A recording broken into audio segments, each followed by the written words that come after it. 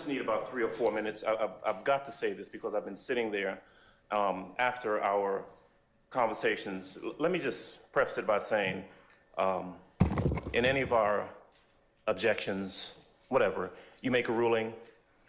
Sometimes we win, sometimes we lose, we move on. That's fine. If after your ruling, I've got a case that I want to bring to your attention, I say, Judge, reconsider your ruling based on this case, and you consider it, that's fine. If you don't want to consider it, that's fine too. But what I found objectionable, and I want the court to address with the state, is what happened at the bench earlier. There was an objection to the video, you made a ruling, we moved on. The state came back up and made representations to you.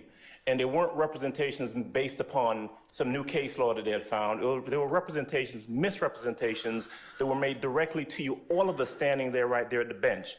She said something very, very fact-specific in an attempt to get you to readdress the issue again. Madam Prosecutor said, I want you to listen to the 17-second video, because what you had based your ruling on was that the parties in the background couldn't be identified. Right? And Madam Prosecutor said to you, and was not accurate, and I'm going to be charitable and say that she was disingenuous. What she said was, these people in the background, the only thing that you hear are people saying, yeah, yeah. That's it. When Mr. Steele corrected her and said that's not true, she said, Mrs. Steele is not accurate. What Mrs. Steele just told you is not true. The only thing you can hear in the background is yeah, yeah. And actually, when she stepped up there, it was in an attempt to act as though she didn't know what your ruling previously was, because their attempt was to go ahead and play the video at that time, despite your previous ruling. My point is this. After you decided to reconsider, you want to hear the video yourself, you had a chance to hear it. You had a chance to hear what we had already heard, what we knew it said, what they knew it said. And there are at least 5 or 6 different things on that video audio that were in contradiction of what Madam Prosecutor said. On God, snitching bitches, I'ma tell a lie on God. That's what I'm talking about. No back and forth with you, bro. Fuck nigga. I'm not just saying that for emphasis. I'm saying that because what she said to you was inaccurate. At some point, Your Honor, I'm asking you to.